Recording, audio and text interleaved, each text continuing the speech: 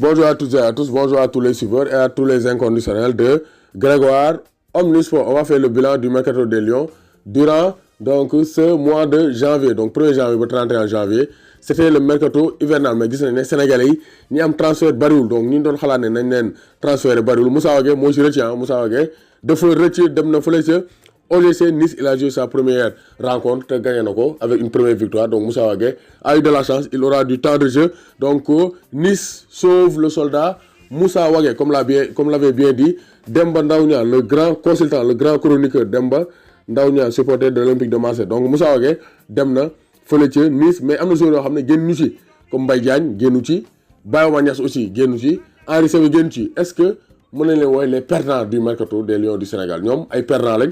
Donc parce que Mbaye Diagne il risque de ne plus jouer de la saison avec Bruges.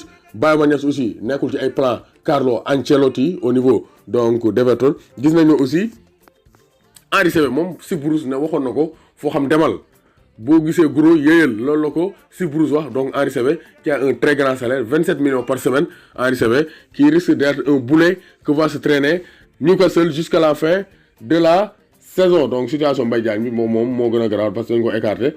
C'est très clair Mbaye Diagne moom saison am yàqu na ba pare. Bayouma Niass par contre amoon ay club yu ko bëgg ay Leeds, Nottingham Forest, West Bromwich, Bristol City ñooñu ñëwoon nañ donc pour bëgg a jënd Bayouma Niass, mais quand même donc il y a pas eu donc d'offre concrète pour recruter Bayouma Niass. Le Sénégalais va donc ronger son frein jusqu'à la fin de la saison et partir libre parce que le contrat am en fin de saison lay jeex, donc il va partir libre. Donc Sénégalais yooyu amuñu chance ci mercato bi. Aussi bien Bayouma Niass, Henri Saivet et Mbaye Diagne, ils vont rester dans le club et risquent de ne pas jouer, alors que Moussa Wagué moom rëcc na, il va donc partir et jouer avec l'OGC Nice. Doomu Gaynde Njaay warul tiit warul ragal. Gis nañu aussi face à la Sampdoria de Gênes, Koulibaly a joué, mais il est resté sur le banc. Koulibaly est resté sur le banc, il n'a pas joué. Peut-être lors de la prochaine rencontre, il va revenir à la compétition avec le Napoli. Alors, on va faire le bilan de la 8e journée de Ligue 1 sénégalais. Donc gis nañ ne résultat yaa ngi nii. US Gorée moo fekki Génération Foot patal ko 1-0. Jaraaf Teungueth FC 0 partout. NCB moo dóor Stade de Mbour 2-0. Streps Excellence bu Thiès Douane 0 partout. Mbour Petite Côte Dakar Sacré-Cœur moo ko fekk si Caroline Faye doo ko 3-0. Pikine Casa Sport match boobu 1 partout. Arbitre bi sifflé pénalité pour Pikine à la 94e minute de jeu. Après waa Casa Sport yi waa Pikine yi mujjee xeex. Donc ça c'est le point noir, c'est la tache noire de cette 8e journée avec le rififi, donc la bagarre, le rixe entre les supporters. Donc vraiment violence bi xeex yi war nañ ko bàyyi quoi, parce que football dafa war a boole mais warul xàjjale. On doit être fair play. Vraiment les décisions arbitrales des fois mu naqari ñu, mais on doit rester calme et serein parce que quand même c'est le football. L'arbitre est le maître du terrain. Quand même, on doit se respecter, arrêter les bagarres quoi, vraiment. Donc moo xaw a yàq cette 8e journée. Donc Ndiambour Diambar 1 partout. Donc Cheikh Bamba Dieng n'a pas marqué, il est à l'arrêt. 10 buts, meilleur buteur du championnat. Mata Ndiaye Ndiambour 6 buts, Ndiaye Diatta Ndiaye surtout Albouri Ndiaye. Donc 5 buts, Idrissa Camara Dakar Sacré-Cœur. Bouli Junior Sambou Teungueth FC 4 buts, Mohamed Lamine Correa, Albert Lamane Diène et Ibrahima Sow. Gis nañ ne Mbour Petite Côte défense bi lâché na, ils étaient donc la meilleure défense du championnat, mais lâché nañ dañ leen dóor ba ñu tëdd. Donc 3-0 la leen Dakar Sacré-Cœur dóor. Donc gis nañ ne donc kii di Génération Foot ils ont des problèmes. Génération Foot actuellement ils ont un bilan macabre. Vraiment Génération Foot on comprend plus. 4 revers d'affilée à domicile, vraiment ça ne se comprend pas.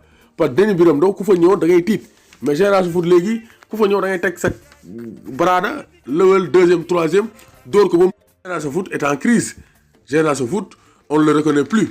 Donc vraiment Génération Foot ils ont des problèmes. Seul Assur et Ego avait fait aussi pur. Donc Assur c'est l'ex-CSS, donc compagnie sucrière sénégalaise. Lors de la saison 2012-2013 ñoom dañoo enchaîné 4 défaites d'affilée contre Pikine, Linguère, Douane ak Diambar. Gis nañu aussi donc waa Yego amoon nañ cette série noire 4 défaites à domicile, les Sikapois de Yego, l'ancien club de Cheikh Kouyaté. Donc Touré Kunda dooroon na ko mooy Mbour Petite Côte, Wakam, Diambar ak Ngor. Donc vraiment on ne comprend pas qu'est-ce qui se passe avec donc Génération Foot, parce que avant cette saison Génération Foot 2 défaites lañu amoon en 40 matchs à Denis Biram Ndao. Donc Denis Biram Ndao était une forteresse imprenable. Donc vraiment ku fa ñëwoon Génération Foot dalay saaf lekk mais gis nañ ne actuellement ñoom la ñuy saaf lekk bu baax a baax moo tax Talla Fall génn na responsable de la communication de Génération Foot nee na s'il faut changer c'est tout le staff qui doit sauter. Donc ça c'est un avertissement.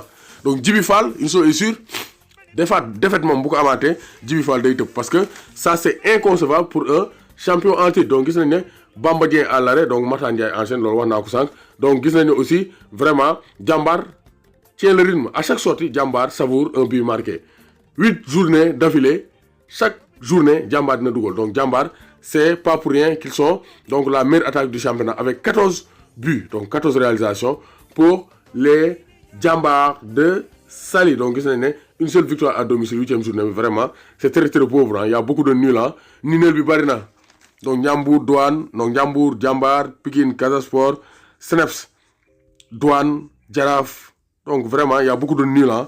Donc durant cette journée de championnat Sénégal donc gis nañ ne Teungueth FC mooy premier 20 points Dakar Sacré DC deuxième 14 points Douane troisième 14 points donc si suuf Seneps moo fa ne avec 13e 7 points US Gorée qui enchaîne quand même deuxième victoire pour l'US Gorée donc qui s'apprête à sortir de la zone rouge donc 7 points donc 14e et dernier du championnat. Donc gis nañ ne vraiment donc c'était le très haut niveau au niveau de la Ligue 1 sénégalaise mais quand même donc il y a beaucoup de nuls hein. Nuls yi moom war nañ ko wàññi. Donc gis nañ ne aussi au niveau de la Ligue 2 Linguère mooy premier avec 18 points à 8 matchs donc Linguère ils vont probablement revenir en Ligue 1 sénégalaise bu ñu ko nee nii moom vraiment donc ils ont battu Africa Promo Foot 4-1 donc Linguère dañoo mer EJ Fatick deuxième avec 15 points Africa Promo Foot mooy 13e 7 points Port Autonome de Dakar 14e 4 points moo tax ñu dàq Ali Malé indi donc Barthez lañ indi pour mu